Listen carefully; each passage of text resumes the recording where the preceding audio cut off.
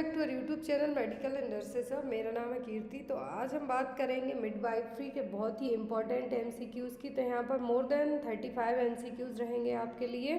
तो जिनका भी अपकमिंग टाइम में CHO, NHM, NVS, DSSB, ESIC और अलग अलग जगह के लिए स्टाफ नर्स के एग्ज़ाम होते हैं नर्सिंग ऑफिसर की पोस्ट के लिए।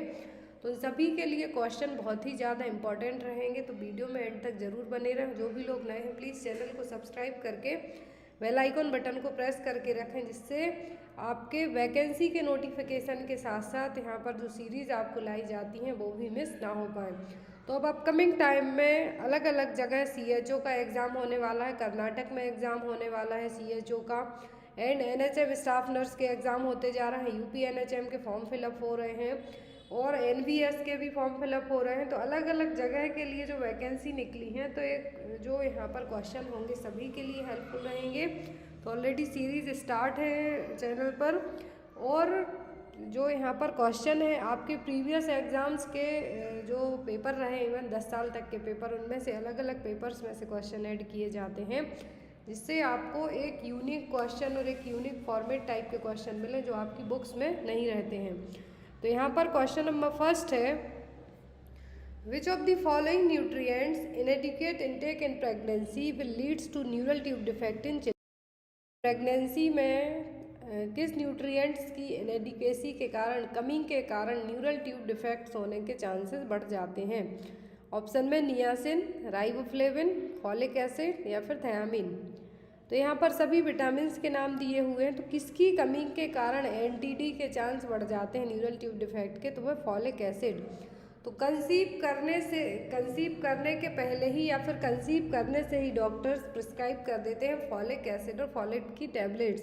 क्यों? क्योंकि ये जब कंसीव करने के टाइम से ही, क्योंकि स्टार्टिंग के 3 to 4 मंथ है जो पूरी स्पाइनल कॉर्ड डेवलप होना स्टार्ट होती है बच्चों में, तो उसी डिफेक्ट को, न्यूरल ट्यूब डिफेक्ट को बचाने के लिए, प्रिवेंट करने के लिए क्या किया जाता है? फॉलिक एसिड और फॉलेट की टैबलेट्स दी जाना स्टार्ट की जाती हैं। तो एक क्वेश्चन और बनता है आपको एग्जाम में कि प्रेगनेंसी में फॉलिक एसिड कब से स्टार्ट किया जाता है, फर्स्ट, सेकंड या फिर थर्ड ट्राइमेस्टर से? तो फर्स्ट ट्राइमेस्टर यदि ऑप्शन है तो ठीक है। इनकेस आता है कंसीव करने के टाइम से लेके, तो आप उसको मार्क कीजिए, क्योंकि आपका आंसर वही होगा। कंसीव करने से लेके या फिर कंसीव हो गया है उसके बाद से ही फॉलिक एसिड दिए जाना स्टार्ट कर दिए जाते हैं प्रेग्नेंट लेडी को, जिससे बच्चे को हम न्यूरल ट्यूब डिफेक्ट की कमी, न्यूरल ट्यूब डिफेक्ट की प्रॉब्लम से बचा सकें। तो यहाँ पर आपका आंसर क्या होगा? सी, फॉलिक एसिड। नेक्स्ट है यहाँ पर, during the implantation phase of pregnancy which of the following factors में कॉज द ब्लीडिंग। तो इम्प्लांटेशन के टाइम पर, प्रेगनेंसी में जो इम्प्लांटेशन होता है, जो एम्ब्रियो इम्प्लांट होगा, तो उस टाइम पर कौन से फैक्टर हैं जो ब्लीडिंग का कारण बनेंगे? थोड़ी बहुत ब्लीडिंग होना स्टार्ट हो जाती है, रेयर केस में होती है, एक्चुअल में इम्प्लांटेशन ब्लीडिंग होती है, स्पॉटिंग होने लगती है किसी किसी को। तो एक कौन से फैक्टर हैं जो ब्लीडिंग का कारण बनेंगे? ऑप्शन में है embryo formation, erosion of endometrial blood vessels, presence of primary germ cells या फिर जाइगोट फॉर्मेशन। तो इम्प्लांटेशन फेज ऑफ प्रेगनेंसी में कुछ ऐसे फैक्टर्स होते हैं जिनके कारण ब्लीडिंग हो सकती है। तो वो क्या है यहाँ पर अकॉर्डिंग टू ऑप्शन के? तो वो erosion of endometrial blood vessels. क्या है? Erosion of endometrial. इम्प्लांटेशन जो फेज होती है प्रेगनेंसी में, जैसे ही जो 10 to 14 डेज कॉन्सेप्शन के बाद जनरली एम्ब्रियो इम्प्लांट होता है यूट्रस की वॉल के यहाँ पर, तो यूट्रस वॉल के, वॉल ऑफ द यूट्रस के यहाँ इम्प्लांटेशन होगा, तब वहाँ पर क्या हो, कुछ टिनी ब्लड वेसल्स होंगी यूट्रस वॉल के यहाँ पर, with in the uterus wall. तो क्या होंगी? ब्रेकआउट होना स्टार्ट हो जाती है, उनमें ब्रेक डाउन होने लगता है, जिसके कारण है जो बेसिकली बहुत ही स्पॉटिंग टाइप की ब्लीडिंग होगी या फिर बहुत ही मामूली या नॉर्मल ब्लीडिंग होगी, तो उसको क्या कहा जाता है? Implantation bleeding. तो यहाँ पर जो मेन रीजन होता है इम्प्लांटेशन ब्लीडिंग का, वो क्या होता है? एंडोमेट्रियल ब्लड वेसल्स में इरोजन होना या फिर थोड़ा बहुत उनमें क्या होना? टूट फूट होना। तो टिनी एंडोमेट्रियल ब्लड वेसल्स हैं उनमें। तो यहाँ पर आपका आंसर क्या होगा? Erosion of endometrial. A woman is hospitalized for the management of cervical incompetence. Which of the following treatment option should be ideally considered for her management? तो यहाँ पर सर्वाइकल इनकॉम्पिटेंस की एक फीमेल है जो क्या हुई है, एडमिट हुई है हॉस्पिटल में। तो यहाँ पर उसके एडमिट होने के बाद उसके लिए कौन सा ट्रीटमेंट है जो अपनाया जाएगा? ऑप्शन में है dilatation and curettage D and C, suction evacuation, cervical dilatation या फिर सर्वाइकल सर्कलेज। तो यहाँ पर आपको बताना है कि कौन सा ऑप्शन है जो सही होगा। तो यहाँ पर वुमेन को क्या प्रॉब्लम है? सर्वाइकल इनकॉम्पिटेंस की प्रॉब्लम है। तो ऐसे केस में क्या किस तरीके से है जो हम मैनेज करेंगे? सर्वाइकल इनकॉम्पिटेंस को मैनेज करने के लिए क्या किया जाएगा? तो यहाँ पर ऑप्शन में D and C, suction evacuation, cervical dilatation, cervical cerclage. Cervical incompetence को मैनेज करने के लिए क्या किया जाएगा? Cervical cerclage.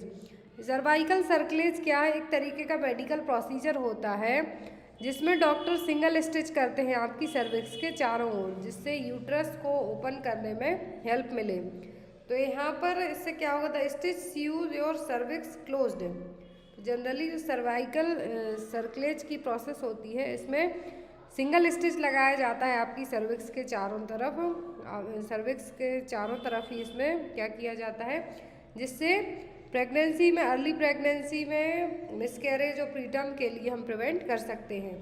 तो यहाँ पर यदि सर्वाइकल इनकॉम्पिटेंस की पेशेंट आती है या फिर आपको एक पूछा जाता है कि सर्वाइकल सर्कलेज क्यों यूज़ किया जाता है, क्या प्रोसीजर है, तो प्रीटर्म प्रेगनेंसी को या फिर ट्विन प्रेगनेंसी है तो उनमें मिसकैरेज को प्रिवेंट करने के लिए सर्वाइकल सर्कलेज है जो किया जाता है। तो यहाँ पर आपका आंसर क्या होगा? Cervical cerclage.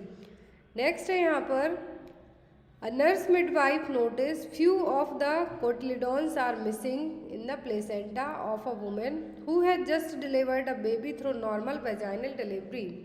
Which of the following postpartum complication could the new mother develop in this situation? तो यहाँ पर कुछ जो प्लेसेंटा में बहुत सारे कोटिलिडॉन्स होते हैं उनमें से कुछ मिस है। जिस वुमन की डिलीवरी हुई है उसने जस्ट अपने बेबी को डिलीवर किया है, वो भी नॉर्मल वेजाइनल डिलीवरी से। तो नॉर्मल वेजाइनल डिलीवरी हुई है, कुछ कोटिलिडॉन्स मिसिंग है प्लेसेंटा में से। तो इसमें कौन सा पोस्टपार्टम कॉम्प्लिकेशन डेवलप हो सकता है? जो न्यू मदर है, जो वुमेन है, उसको कौन से कॉम्प्लिकेशन डेवलप हो सकते हैं? ऑप्शन में pulmonary embolism, deep vein thrombosis, sepsis या फिर हेमरेज। तो जो कोटिलिडॉन्स मिसिंग है यहाँ पर, तो किसकी तरफ इशारा करते हैं? हेमरेज की तरफ। तो इस तरीके के केस में जो कॉम्प्लिकेशन डेवलप होगा वो क्या होगा? हेमरेज। तो मैं आपको बता दूं जो हेमरेज होता है, पोस्टपार्टम हेमरेज होता है, उसके कारण इंडिया में सबसे ज़्यादा मैटरनल डेथ होती हैं। यदि आपको एग्जाम में क्वेश्चन आता है कि मैटरनल डेथ का मेन रीज़न क्या है इंडिया में, तो वो है हेमरेज।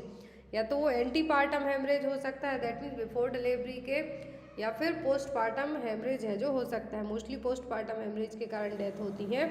तो यहाँ पर हेमरेज है जो एक मेन रीजन है मैटरनल डेथ का। तो नॉर्मल वेजाइनल डिलीवरी के बाद जो कॉम्प्लिकेशन डेवलप होने के चांसेस होंगे वो क्या होगा? हेमरेज।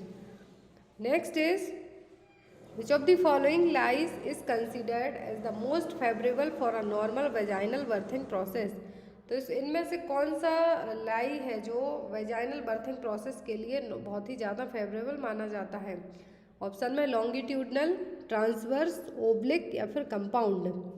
तो जो लाई यहाँ पर फेवरेबल लाई माना जाएगा वेजाइनल बर्थिंग प्रोसेस के लिए, वो क्या होगा? वो होगा लॉन्गिट्यूडनल लाई। यहाँ पर ये देखिए आप लोग, लॉन्गिट्यूडनल लाई और बर्टेक्स प्रेजेंटेशन यदि कॉमन पूछा जाता है तो gynaecoid pelvis, longitudinal lies, vertex presentation और सेफेलिक प्रेजेंटेशन है जो नॉर्मल वेजाइनल डिलीवरी के लिए एक आइडियल है जो माना जाएगा, ये कंपोनेंट्स रहेंगे। यदि लॉन्गिट्यूडनल लाई है बट ब्रीच प्रेजेंटेशन है, क्या है? ब्रीच प्रेजेंटेशन है, बेबी के जो बटक्स हैं क्या है?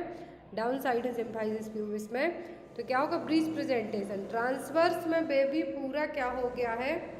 ना तो उसका सिर वर्टेक्स में है ना ही बटक्स है, तो ये क्या हो जाएगा? ट्रांसवर्स लाई हो जाएगा। तो ट्रांसवर्स लाई में सिजेरियन सेक्शन है जो डॉक्टर्स मोस्टली अपनाते हैं।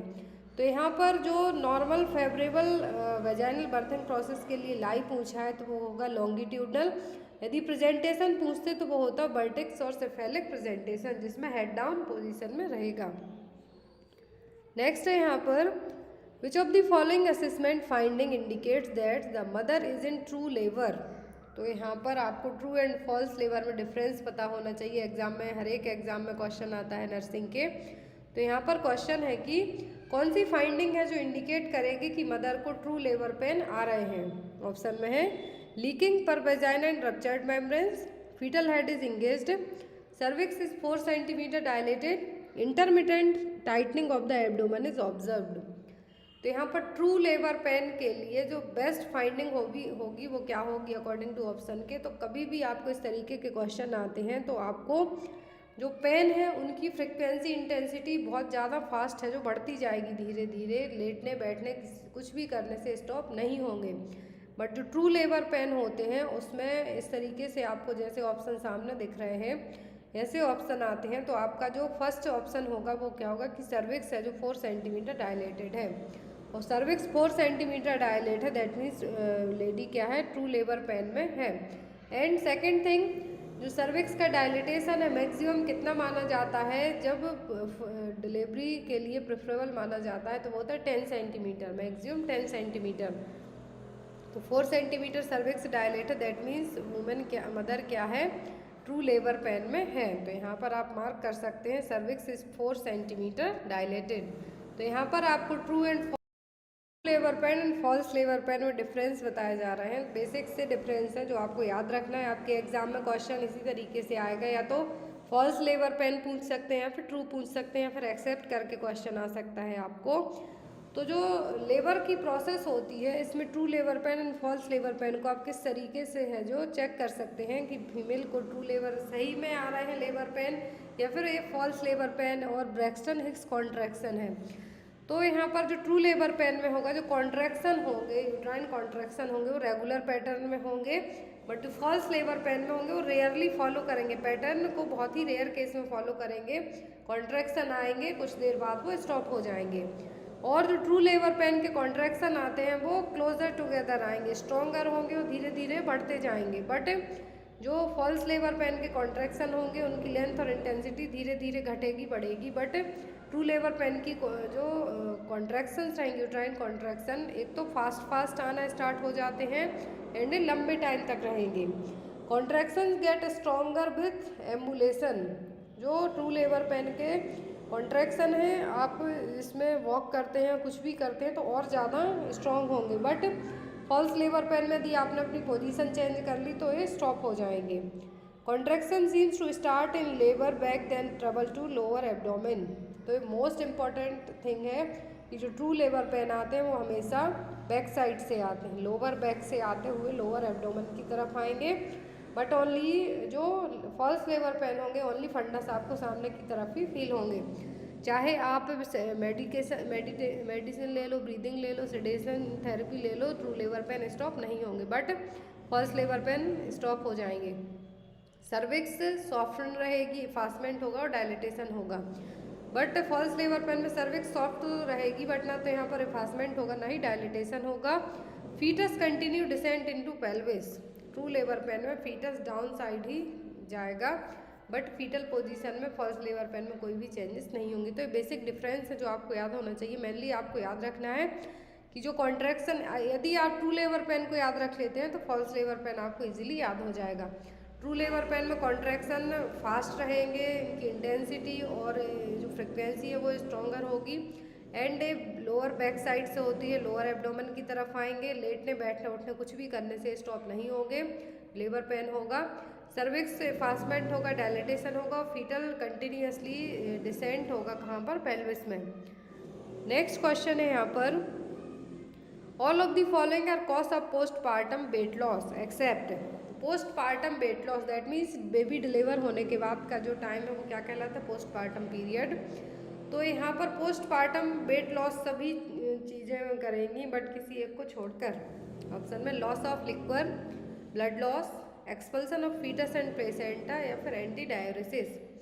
तो पोस्टपार्टम वेट लॉस का मतलब है यहाँ पर कि बेबी डिलीवर होने के बाद है जो पोस्टपार्टम पीरियड है उसमें किन किन कारणों से वेट लॉस होगा, आपका वेट कम होगा। जो प्रेगनेंसी में आपका वेट गेन हुआ है वो आफ्टर डिलीवरी डिलीवरी होने के कुछ घंटों के बाद ही आपका वेट है जो 4-5 kg तक कम हो जाता है। तो ऐसा क्यों?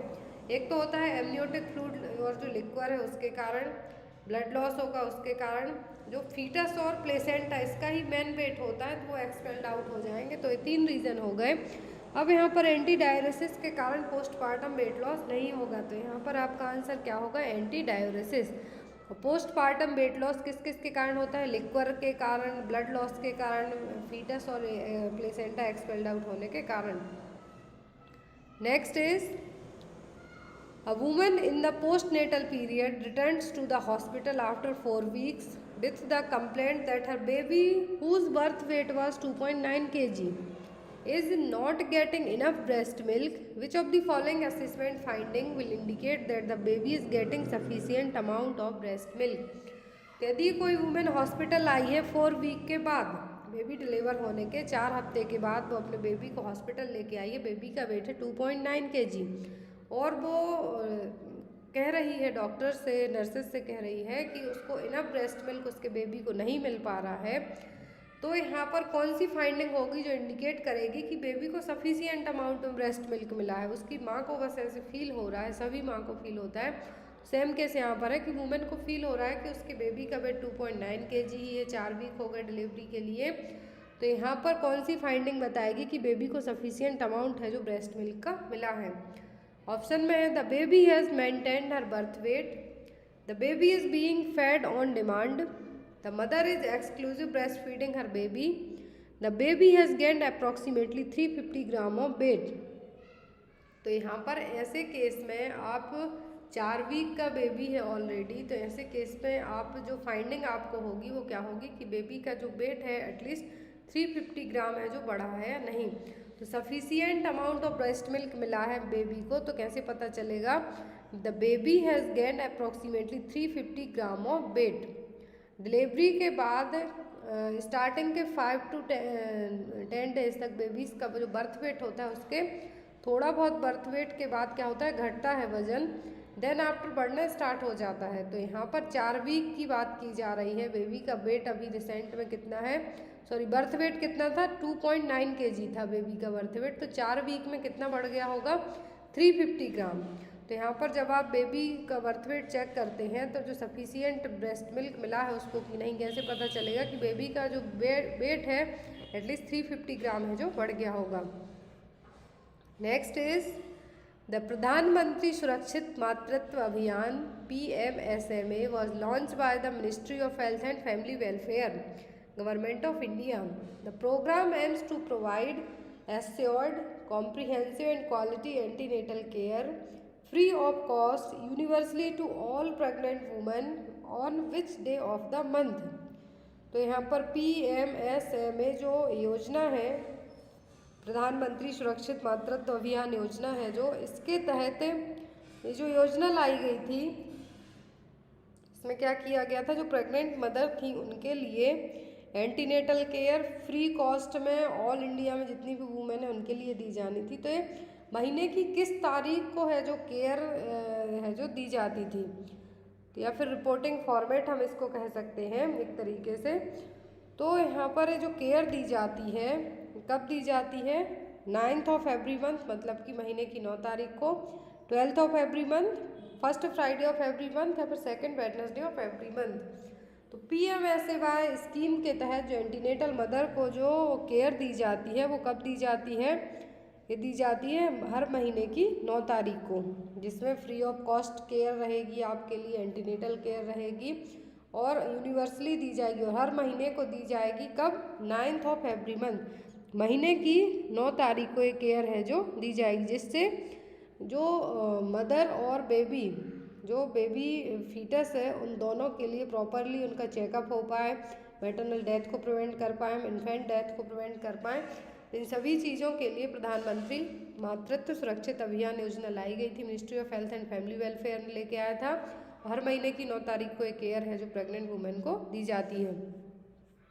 Next is which of the following factors में contribute to a slightly higher blood sugar level in a pregnant woman during the postprandial hours than in the non-pregnant state। तो यहाँ पर क्वेश्चन है आपके लिए कि कौन से फैक्टर हैं जो slightly higher blood sugar level होगा। जो प्रेग्नेंट वुमेन है उनमें वो खाना खाएंगी, खाना खाने के बाद जो पोस्ट प्रेंडियल आवर है, यहाँ पर खाना खाने के बाद का जो टाइम है, उनमें जो ब्लड शुगर लेवल है थोड़ा सा हाई हो जाएगा as compare to non pregnant state के। यदि आप कंपेयर करते हैं, कोई फीमेल प्रेग्नेंट है और दूसरी वुमेन प्रेग्नेंट नहीं है, नॉन प्रेग्नेंट स्टेज में है, तो जो प्रेग्नेंट है उसने खाना खाया, खाना खाने के बाद उसका ब्लड शुगर लेवल थोड़ा सा हाई होगा as compare to non pregnant state के, जो दूसरी वुमेन है उसके। तो ऐसा क्यों होगा, कौन से फैक्टर इसका कारण बनेंगे। ऑप्शन में decreased insulin production during the pregnancy, increased insulin resistance caused by the pregnancy hormones, decreased glomerular filtration rate, rapid exchange of glucose between blood and tissue।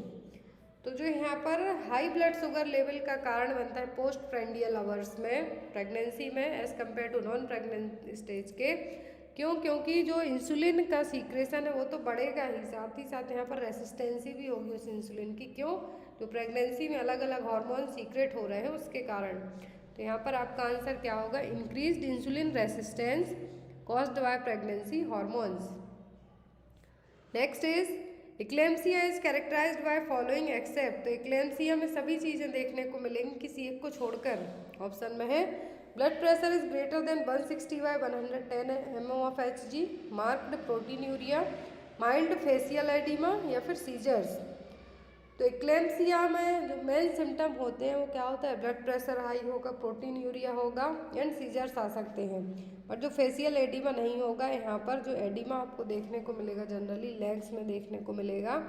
तो यहाँ पर जो माइल्ड फेशियल एडिमा की बात हो रही है नहीं होगा। तो आंसर क्या होगा आपका यहाँ पर सी। अब हम यहाँ पर बात करेंगे इक्लेम्सिया और प्री इक्लेम्सिया की। तो यहाँ पर इक्लेम्सिया में हमने सीजर्स क्यों नोट आउट किए, क्योंकि ये प्री इक्लेम्सिया में नहीं आते हैं। ये देखिए इक्लेम्सिया और प्री इक्लेम्सिया दोनों प्रेगनेंसी में होने वाले हाइपरटेंशन की सिचुएशन है, प्रेगनेंसी इंड्यूस्ड हाइपरटेंशन हम जिनको कहेंगे। तो इन दोनों में डायस्टोलिक ब्लड प्रेशर ही ज़्यादा बढ़ता है एज़ कम्पेयर टू सिस्टोलिक के।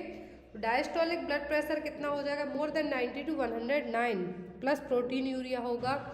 बट जब यदि सीवियर प्री इक्लेम्सिया होगा तो हेडेक भी होगा, अपर एब्डोमिनल पेन होगा, ब्लड विजन होगा, प्रोटीन्यूरिया होगा, स्वेलिंग भी देखने को मिलेगी।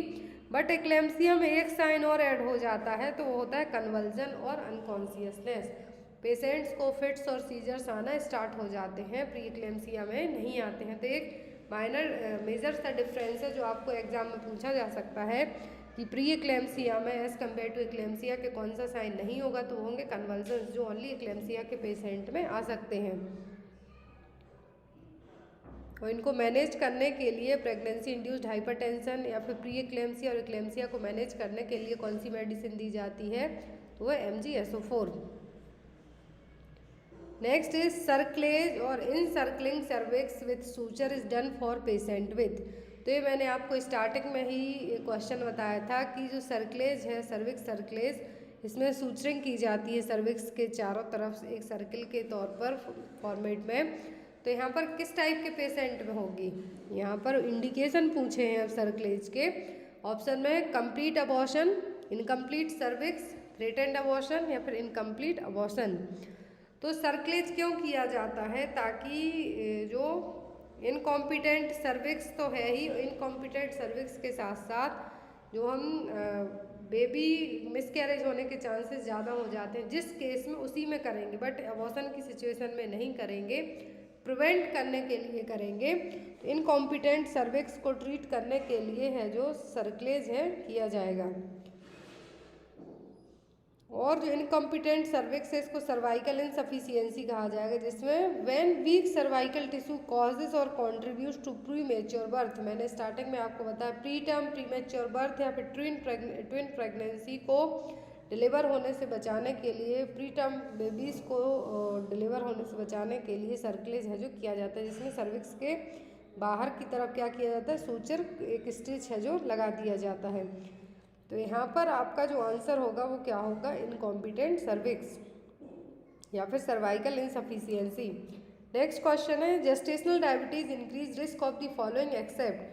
तो यदि प्रेगनेंसी में डायबिटीज़ की सिचुएशन हो जाती है तो हम उसको क्या कहते हैं, जेस्टेशनल डायबिटीज़। जेस्टेशनल डायबिटीज़ के कारण सभी रिस्क फैक्टर्स हो सकते हैं, सभी रिस्क हो सकती हैं किसी एक को छोड़कर। ऑप्शन में congenital anomalies, small for date foetus, prematurity and stillbirth, या फिर मैक्रोसोमिया। तो यहाँ पर जो जेस्टेशनल डायबिटीज़ के पेशेंट होते हैं उनमें उनके बच्चों को कंजेनाइटल एनोमलीज हो सकती हैं, बेबी की जो साइज़ है वो ज़्यादा हो सकती है, बर्थ वेट 4 kg से ज़्यादा हो सकता है, प्रीमेच्योरिटी भी हो सकती है बेबी में, स्टिल बर्थ भी हो सकता है। But small for date foetus, small for date foetus का मतलब है यहाँ पर IUGR, intra uterine growth restricted बच्चे नहीं होंगे। तो यहाँ पर जो मेन रिस्क फैक्टर नहीं होगा वो क्या होगा, स्मॉल फॉर डेड फीटस। तो यहाँ पर आपका आंसर क्या होगा, B. Next is preterm labour is when it occurs between. तो प्रीटर्म लेबर है जो कब माने जाते हैं, कितने वीक के जेस्टेशन के पहले डिलीवर हो जाएं। ऑप्शन में 20 to 37 weeks of gestation, 24 to 30 weeks of gestation, 32 to 36 week of gestation, या फिर 16 to 20 वीक्स ऑफ जेस्टेशन। तो प्रीटर्म लेबर कंसीडर किए जाते हैं जब डिलीवरी बिफोर 36 और 37 वीक्स के पहले हो जाए। मेनली 37 माना जाता है। जब बेबी 37 वीक्स ऑफ जेस्टेशन के पहले डिलीवर हो जाते हैं तो इसको क्या कहा जाता है, प्रीटर्म लेबर। तो यहाँ पर प्रीटर्म लेबर को लिए जो बेस्ट ऑप्शन होगा वो क्या होगा, 20 to 37 वीक्स ऑफ जेस्टेशन, क्योंकि यहाँ पर बिफोर 37 वीक्स माना गया है। तो आंसर क्या होगा आपका यहाँ पर A. Next is para is defined as. तो पैरा का मतलब क्या है, ऑप्शन में यहाँ पर total number of pregnancies born from beginning of 38 to 42 weeks, number of past pregnancies done beyond period of viability, any pregnancy terminate before the period of viability. तो यहाँ पर आपको बताना है कि पैरा का मतलब क्या है। तो टोटल नंबर ऑफ प्रेगनेंसी तो ये ग्रेविड में आ जाएगा कि ये ग्रेविडा सिचुएशन होगी, ग्रेविड होगी। Born from beginning of 38 to 42 weeks, तो ये 42 वीक्स तक के यदि बच्चे डिलीवर होते हैं 38 से 42 वीक तो ये नॉर्मल प्रेगनेंसी में आ जाएगा। फिर यहाँ पर आता है कि number of past pregnancy gone beyond period of viability. तो ऐसी प्रेगनेंसी जो वेबिलिटी स्टेज तक गई हैं तो वो किस में आएंगी, पैरा में। प्रीमी पैरा, मल्टी पैरा, ये सभी क्या कहलाएंगे, पैरा का मतलब है कि ऐसी प्रेगनेंसी, पास्ट प्रेगनेंसी जिसमें जो पीरियड ऑफ वेबिलिटी मतलब कि फीटस डिलीवर होने तक की सिचुएशन तक गया हो तो क्या है, पैरा। और any pregnancy terminate before the period of viability, तो ये अबॉर्शन में आ जाएगा। तो यहाँ पर आपका आंसर क्या होगा, C, number of past pregnancy gone beyond period of viability. Next is bleeding from or into the genital tract after 28th week of pregnant but before the birth of the baby is known as। तो bleeding हो रही है genital tract से 28th week of pregnancy के बाद, लेकिन ये delivery के पहले होता है, बेबी बर्थ के पहले होता है, तो ये क्या कहलाएगा, antepartum haemorrhage, intrauterine device, sorry intrauterine death, intrapartum haemorrhage, या फिर पोस्टपार्टम हेमरेज। तो यहाँ पर आपको बताना है कि 28th वीक के बाद प्रेगनेंसी में, 28th वीक की प्रेगनेंसी के बाद लेकिन बेबी डिलीवर होने के पहले जो जेनाइटल ट्रैक्ट से ब्लीडिंग होती है, वेजाइनल ब्लीडिंग होती है, वो क्या कहलाएगा, वो कहलाएगा एंटीपार्टम हेमरेज। क्या कहलाएगा, एंटीपार्टम हेमरेज। यदि यही ब्लीडिंग आफ्टर बेबी डिलीवर होने के बाद होती तो ये कहलाती पोस्टपार्टम हेमरेज।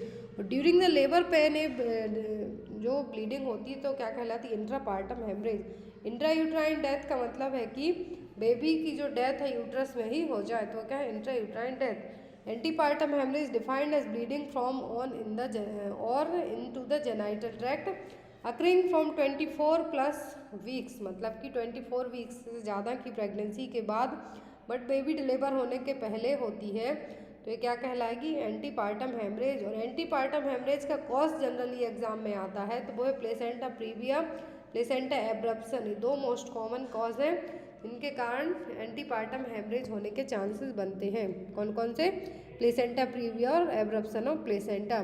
पोस्टपार्टम के लिए पूछते तो यूट्राइन एटर्निसिटी है जो मोस्ट कॉमन रीजन होता है पोस्टपार्टम हेमरेज का। और यहाँ पर जो antepartum haemorrhage, postpartum haemorrhage, intrapartum haemorrhage, इनमें से क्वेश्चन एग्जाम में आते हैं तो जनरली PPH और APH के क्वेश्चन हमेशा आते हैं। या तो एंटीपार्टम हेमरेज पूछ लेंगे या फिर दोनों पूछ सकते हैं। तो पीपीएच में प्राइमरी और सेकेंडरी पोस्टपार्टम हेमरेज आता है आपको। एंड देन एक इमेज बेस्ड क्वेश्चन होता है जो आपको नेक्स्ट जो क्लास रहेगी गायनेकोलॉजी में उसमें बताएंगे, क्योंकि उसमें से बहुत सारे क्वेश्चन आपको एग्जाम में आते हैं। तो यहाँ पर आई होप आपको ये चारों टर्म है जो क्लियर हो गए होंगे। नेक्स्ट क्वेश्चन है यहाँ पर the connection between umbilical vein and inferior vena cava in the foetal life is known as. तो ऐसा कनेक्शन कब रहता है? फीटल लाइफ में ही रहेगा, अम्बिलिकल वेन और इंफीरियर वेना केवा के बीच में। ऑप्शन में ductus venosus, ductus arteriosus, pulmonary artery या फिर अम्बिलिकल आर्टरी। तो जो कनेक्शन रहता है किसके बीच में? अम्बिलिकल वेन और इंफीरियर वेना केवा के बीच में फीटल लाइफ में, तो क्या कहलाता है? डक्टस वीनोसिस। जब अम्बिलिकल आर्टरी की और अम्बिलिकल वेन की बात हो रही है तो एग्जाम में क्वेश्चन आता है, तो जो अम्बिलिकल कॉर्ड होती है उसमें 2 अम्बिलिकल आर्टरी होती हैं और एक अम्बिलिकल वेन होती है, जो कि अम्बिलिकल वेन ऑक्सीजनेटेड ब्लड को कैरी करती है और अम्बिलिकल आर्टरीज क्या करती हैं? डीऑक्सीजनेटेड ब्लड को कैरी करती हैं। तो यहाँ पर आपको याद रखना है कितनी आर्टरी कितनी वेन्स होती हैं, कौन क्या करता है, इनका फीटल लाइफ में क्या कनेक्शन है, क्या फंक्शनिंग है, कौन कब है जो क्लोज हो जाता है, भी एग्जाम में आता है। तो फीटल सर्कुलेशन को ऑलरेडी चैनल पर 2 से 3 वीडियोस अपडेटेड हैं, तो आप उनको एक बार रीचेक कर लें, एग्जाम में आपको क्वेश्चन है जो आ सकते हैं। तो यहाँ पर फीटल लाइफ में अम्बिलिकल वेन और इंफीरियर वेना केवा के बीच के कनेक्शन को क्या कहते हैं? हम ductus venosus. Next is in the second stage of labour which of the following injection is given to improve uterine contraction. तो सेकेंड स्टेज ऑफ लेबर में कौन सा इंजेक्शन देंगे हम जिससे यूट्राइन कॉन्ट्रैक्शन को और अच्छे से लाया जा सके और अच्छा इम्प्रूव किया जा सके, ताकि फास्ट यूट्राइन कॉन्ट्रैक्शन आए जिससे सर्विक्स है जो डायलेट हो जाए। तो ऑप्शन में डाइजेपाम, ऑक्सीटोसिन, मिथार्जिन या फिर नन ऑफ द अबव। तो यूट्राइन कॉन्ट्रैक्शन को इम्प्रूव करने का काम कौन करता है? Oxytocin hormone. तो यहाँ पर ऑक्सीटोसिन हार्मोन को ही इंजेक्ट किया जाता है। ऑक्सीटोसिन यूट्राइन कॉन्ट्रैक्शन को तो इम्प्रूव करेगा ही, साथ ही साथ पोस्टपार्टम हेमरेज को प्रिवेंट करने का काम भी करेगा। और मिल्क इजेक्शन का काम भी कौन करता है? ऑक्सीटोसिन हार्मोन, जिसको लेट डाउन रिफ्लेक्स हार्मोन कहते हैं हम। तो वो कौन काम करेगा? ऑक्सीटोसिन ही वो काम भी करेगा। Next is normal position of uterus. Uterus की नॉर्मल पोजीशन क्या होती है? ऑप्शन में anteversion and anteflexion, dorsiversion and dorsiflexion, anteversion and dorsiflexion या फिर नन ऑफ द अबव। तो यहाँ पर आपको बताना है कि जो नॉर्मल यूट्रस की पोजीशन कैसी होती है? एंटीवर्जन एंड एंटीफ्लेक्शन। नॉर्मल यूट्रस होती है किस टाइप से प्रेजेंट रहेगी? एंटीवर्जन और एंटीफ्लेक्शन मोड में। और इसकी आपको एग्ज़ाम में जनरली क्वेश्चन ये भी आता है कि जो नॉन प्रेग्नेंट यूट्रस का जो वेट होता है वो कितना होता है? तो होता है 60 ग्राम, और प्रेगनेंसी में 1000 ग्राम तक है जो पहुंच जाता है। और जब पोस्टपार्टम टाइम के बाद बेबी डिलीवर होने के बाद जो यूट्रस और जितने भी रिप्रोडक्टिव ऑर्गन है जो नॉर्मल सिचुएशन में रिवर्ट होते हैं, वो प्रोसेस क्या कहलाती है? इन्वोल्यूशन।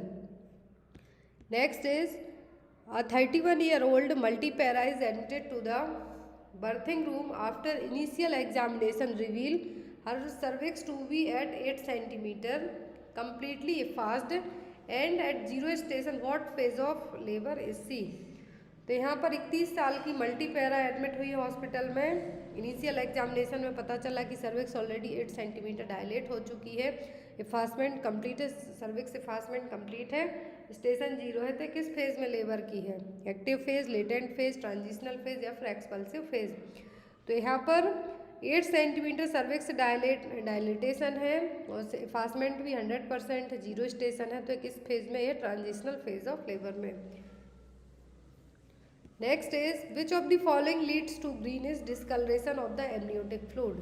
तो एमनियोटिक फ्लूइड का कलर यदि ग्रीनिश कलर का है तो किस सिचुएशन को बताएगा? लेन्यूगो को, मेकोनियम को, वर्निक्स को या फिर हाइड्रोमनियोस को। तो greenish discolouration of amniotic fluid है यदि, तो क्या है? मेकोनियम प्रेजेंट है। एमनियोटिक फ्लूइड में क्या है? मेकोनियम प्रेजेंट है, जिसके कारण जो क्या है एमनियोटिक फ्लूइड का कलर कैसा है? ग्रीनिश कलर का है। अब यहाँ पर एमनियोटिक फ्लूइड की एक तो एबनॉर्मेलिटीज़, मतलब कि एमनियोटिक फ्लूइड कम है या ज़्यादा, दूसरी है कलर एबनॉर्मल अपीयरेंस के कारण। तो पहले हम बात करेंगे क्योंकि क्वेश्चन यहाँ पर हमने कलर को लेके ही है, एमनियोटिक फ्लूइड के डिस्कलरेशन को लेके भी है। तो ग्रीनेस है दैट मीन्स एमनियोटिक फ्लूइड में मेकोनियम, जो बेबी का फर्स्ट पासिंग स्टूल है वो है।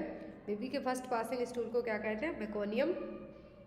यदि एमनियोटिक फ्लूइड का कलर गोल्डन येलो कलर का है तो क्या है? RH इनकम्पेटिबिलिटी प्रेजेंट है। ग्रीनिश येलो एमनियोटिक फ्लूइड है, मतलब कि पोस्ट मैच्योरिटी प्लेसेंटा है, सॉरी पोस्ट मैच्योर पेशेंट है, मतलब डिलीवरी 42 वीक्स के बाद हुई है। डार्क मरून कलर का है या फिर डार्क रेड कलर का है तो एक्सीडेंटल हेमरेज होने के चांसेस ज़्यादा हैं।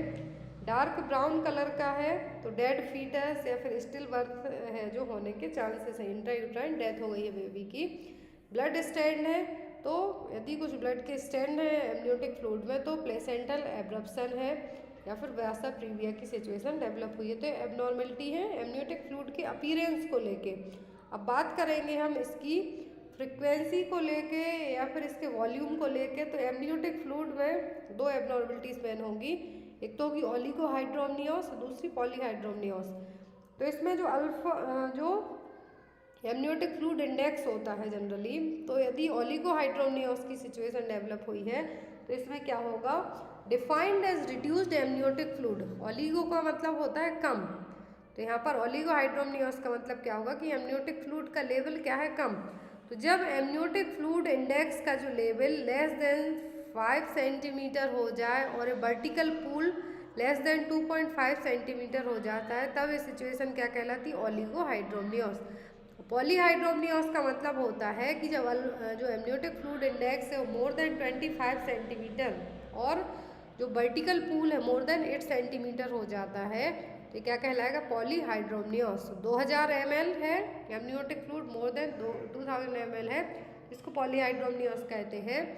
और यहाँ पर इसमें जो वर्टिकल पूल एग्जाम में आता है जिसमें जो एमनियोटिक फ्लूइड इंडेक्स का है, यदि इंडेक्स पूछते हैं मोर देन 25 सेंटीमीटर और यदि वर्टिकल पूल पूछते हैं तो मोर देन 8 सेंटीमीटर। दोनों चीज़ें याद रखनी है। वर्टिकल पूल का मतलब है कि एमनियोटिक फ्लूइड के लेवल में जो बेबी वर्टेक्स पोजीशन में कितना है जो डिप है तो क्या कहलाएगा? Vertical pool.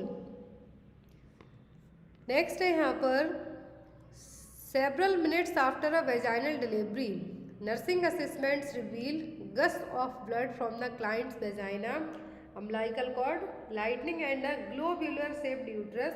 Nurse should suspects which of the condition. तो डिलीवरी के कुछ मिनट के बाद, वेजाइनल डिलीवरी के कुछ मिनट के बाद बहुत सारा क्लाइंट्स जो वेजाइना है वहाँ पर बहुत ज़्यादा गस ऑफ ब्लड, बहुत ज़्यादा ब्लड आ रहा है, अम्बिलिकल कॉर्ड बाहर की तरफ आ रही है और यूट्रस का शेप कैसे हो रहा है? ग्लोबुलर शेप में हो रहा है। तो किस चीज़ को आप सस्पेक्ट करेंगे? पोस्टपार्टम हेमरेज को, प्लेसेंटल सेपरेशन को, यूट्राइन इन्वोल्यूशन को या फिर सर्वाइकल लैस्ट्रेशन को। तो यहाँ पर gush of vaginal blood, lengthening of umbilical cord, globular shape uterus, ये सभी किसके साइन है? प्लेसेंटल सेपरेशन साइन है। यदि जो नॉर्मल और प्रीवी पैरा मदर है, फर्स्ट डिलीवरी है जिसकी, तो उसमें प्लेसेंटा विदिन 30 मिनट के बाद ही क्या हो जाता है? एक्सपेल्ड आउट हो जाता है। लेकिन यदि ये 30 मिनट के बाद तक भी एक्सपल्सन नहीं होता है प्लेसेंटा का, तब हम इस सिचुएशन को क्या कहते हैं? Retained placenta. और मल्टी पैरा है, मल्टी प्रेगनेंसी की महिला है, कोई वुमेन है, तो इसमें बेबी डिलीवर होने के विदिन 15 मिनट में क्या हो जाता है? प्लेसेंटा डिलीवर हो जाएगा। तो यदि प्लेसेंटा यहाँ पर जो साइन बताए हैं कि gush of vaginal blood, umbilical cord lengthening, globular shaped uterus, तो किसके साइन है? प्लेसेंटल सेपरेशन के। तो ये कितने टाइम के अंदर हो जाता है? बेबी डिलीवर होने के विदिन 30 मिनट में। तो यदि ये 30 मिनट में नहीं हो पाता है तब हम इस सिचुएशन को क्या कहते हैं? Retained placenta. फिर हम इसको मैनुअली या फिर यूट्राइन मसाज करके निकालेंगे। नेक्स्ट है यहाँ पर which of the following sexually transmitted disease has a bacterial origin. तो इनमें से कौन सी सेक्सुअली ट्रांसमिटेड डिसीज़ है जिसका जो कारण है जो बैक्टीरियल कारण है? ऑप्शन में syphilis, hepatitis B, trichomonas vaginitis या फिर स्कैबीज। तो यहाँ पर जो सेक्सुअली ट्रांसमिटेड डिसीज़ जो कि बैक्टीरियल रीजन के कारण हुई है वो कौन सी है? तो वो है यहाँ पर सिफिलिस। क्या है? सिफिलिस। सिफिलिस जो कि ट्रेपनोमा पैलिडियम नाम के बैक्टीरिया से होगा और जो यहाँ पर ट्राइकोमोनास एक तरीके का जो पैरासाइटिक इन्फेक्शन है, पैरासाइट ट्राइकोमोनास वेजाइनैलिस, जो कि ट्राइकोमोनियासिस भी कहा जाता है। तो ट्राइकोमोनास वेजाइनाइटिस किसके कारण होगा? पैरासाइट के कारण। हेपेटाइटिस बी वायरस के कारण होगा। स्कैबिस ईच माइट के कारण होगा। तो यहाँ पर जो सेक्सुअली ट्रांसमिटेड डिसीज जो कि बैक्टीरियल, जिसका कारण क्या है? बैक्टीरिया, तो वो सिफिलिस, और इसका जो कॉजेटिव एजेंट है वो क्या है? ट्रिप्नोमा पैलिडियम नाम का bacteria. Next is localized edema or collection of fluid on the fetal scalp that develop during labor is known as। ये क्वेश्चन हर एक एग्जाम में आता है कि लेबर के टाइम पर जो फीटल स्कैल्प है वहाँ पर या तो एडिमा देखने को मिलेगी या फिर फ्लूइड का कलेक्शन हो जाएगा। तो ये क्या कहलाएगा? ऑप्शन में मोल्डिंग, कैपेट सक्सीडेनम, क्राउनिंग या फिर सेफेलोहेमेटोमा। तो फ्लूइड का कलेक्शन होता है यदि फीटल स्कैल्प में ड्यूरिंग द लेबर के टाइम पर, तो ये क्या कहलाएगा? कहलाएगा कैपेट सक्सीडेनम।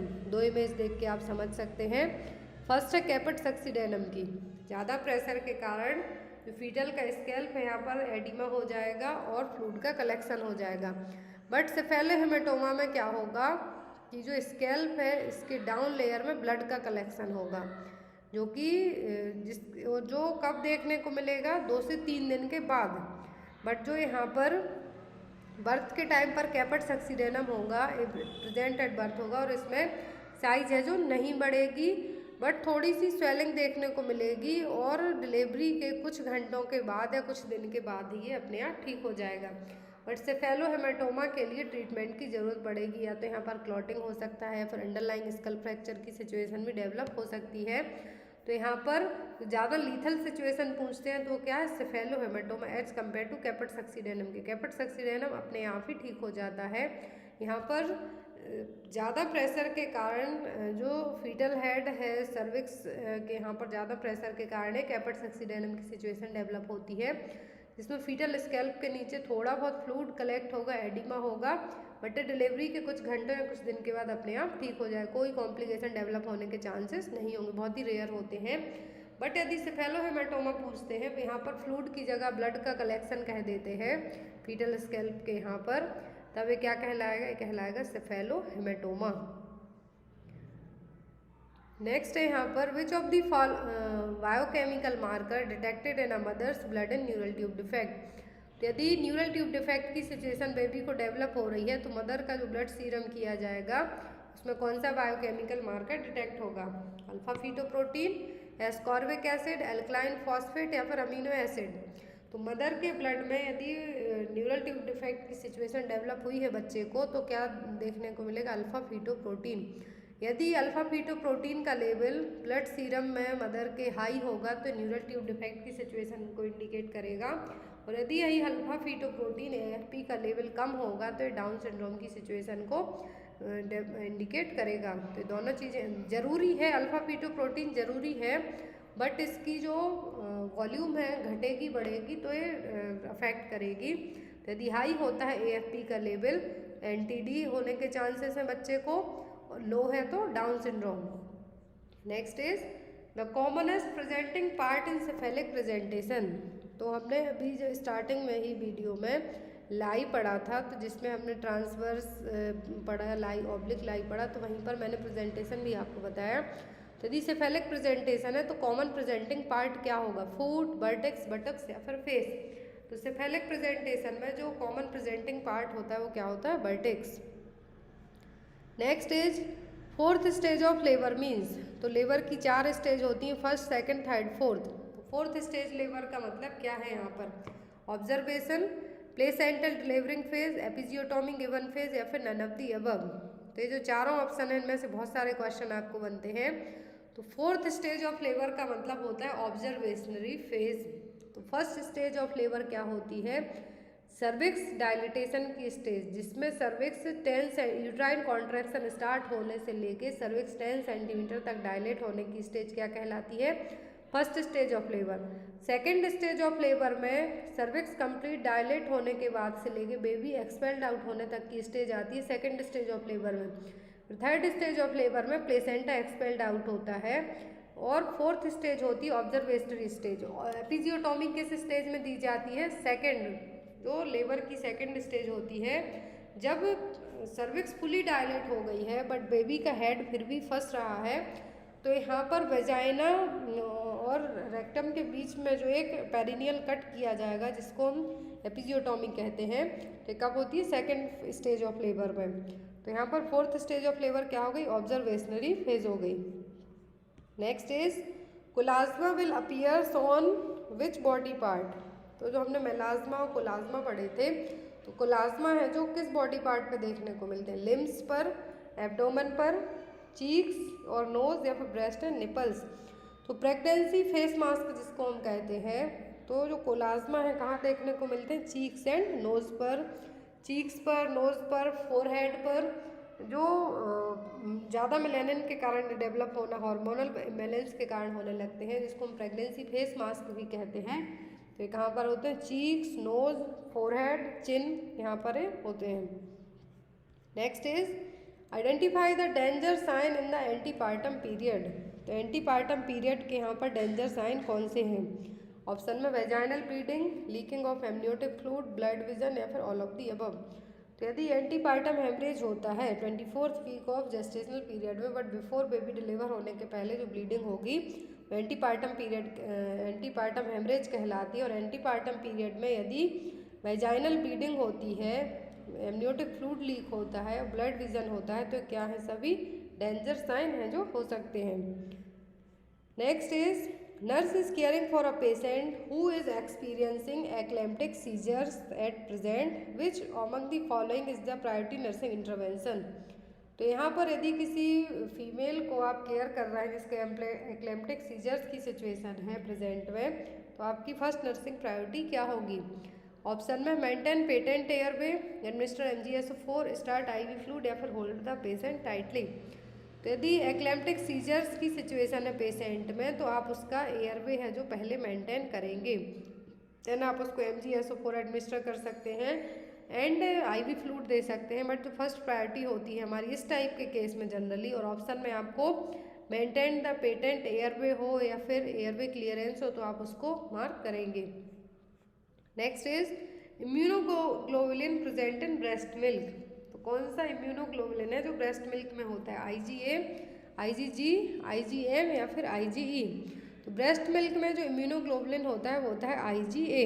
यहाँ पर ये देखिए, जो IgM है जनरली ये फर्स्ट एंटीबॉडी प्रोड्यूस, या फिर हम ये कह सकते हैं कि जब भी कोई भी इन्फेक्शन होता है तो IgM है जो एक्टिवेट होगा। IgD है जनरली, ये क्या करता है? बी सेल्स को मैच्योर करने में हेल्प करेगा। IgA है जो कि म्यूकोसा, जितने भी सलाइवा, टीयर्स, ब्रेस्ट मिल्क के वहाँ पर होगा। और ये जो माइक्रो ऑर्गेनिज्म का जो भी इन्फेक्शन होगा उसके यहाँ पर फर्स्ट लाइन डिफेंस का काम करेगा। IgG है, प्लेसेंटा को क्रॉस कर सकता है, याद रखना है।